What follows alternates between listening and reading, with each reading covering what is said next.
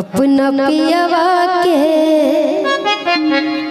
अपना सजना के